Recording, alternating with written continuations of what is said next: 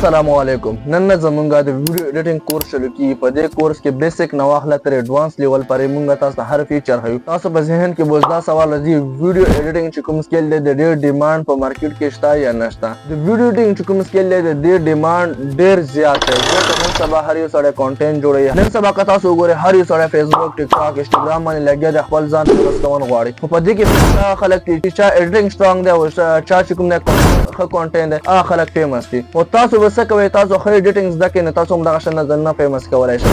تاسو دا غواړئ چې زه خپل ځان ته خپل کار کوم زه کلاینټ سره کار نه کوم نو تاسو خپل یوټیوب چینل جوړ کړئ په هغې باندې ویډیوز اپلوډ کوئ تاسو هغې نه هم پیسې ګټلی شئ. تاسو دغه شان ته د ټیک ټاک نه هم پیسې ګټلی شئ. تاسو پیسې والا یا د پیسې والا اکاونټ جوړ کړئ د والا اکاونټ جوړ کړئ په هغې باندې خپلې ویډیوګانې ایډیټ کوئ هغه اپلوډ کوئ تاسو د هغه ځای نه هم پیسې ګټلی شئ. تاسو په ذهن کې دریم سوال دغه وي چېرې نن سبا هر یو سړی دا غواړي چې زه د پاکستان نه بهر ته لاړ شم دبۍ ته امریکا ته یا مطلب سعودي عرب ته قطر ته د ویډیو ایډیټینګ سکوپ یعنی وي په هغه ځای کې د ویډیو ایډیټینګ کوم سکیل دی ډېر ډیمانډ وي یا نه وي. ګوره په هغه ځای کې هم ډېر ډیمانډ ډېر زیات دی. که تاسو په یوټیوب باندې وګورئ ټیک ټاک باندې وګورئ چې څومره هم غټ برینډ دي هغه خپل برینډ دپاره یو ښه ایډیټر په تلاش کې وي یو ښه کیمرامین په تلاش کې وي نو تاسو ویډیو ایډیټینګ زده کړئ او دې سره که تاسو سره ټایم وي ویډیوګرافي هم زده کړئ. څلورم سوال دا دی چې په ویډیو ایډیټینګ کې کوم کوم سافټویر استعمالیږي. په دې کې ټول نه اولنی چې کوم سافټویر دی هغه د ایډوب پریمیر پرو او سیکنډ چې کوم دی هغه د افټر افیکټ ثرډ چې کوم دی هغه بلینډر او دغه شان دا خو غټ ایپونه دي دا چې کوم پروفیشنل لیول باندې کوم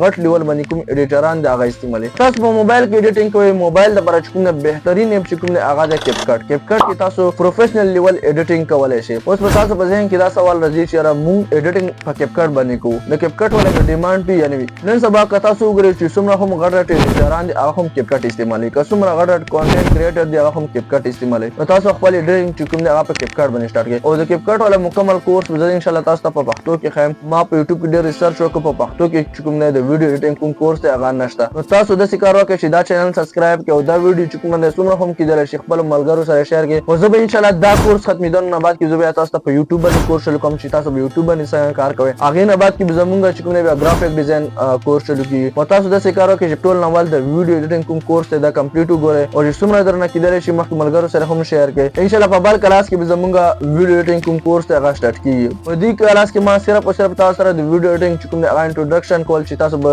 ویډیو څنګه جوړوئ ویډیو څه څه فایدې دي څه څه نقصانات دي. نقصانات خو نشته ټولې فایدې دي. چینل سبسکرایب کړئ که په ټیک ټاک باندې ګورئ د آی ډي فالو کړئ. تھینک یو سو مچ آل فرینډ لو یو.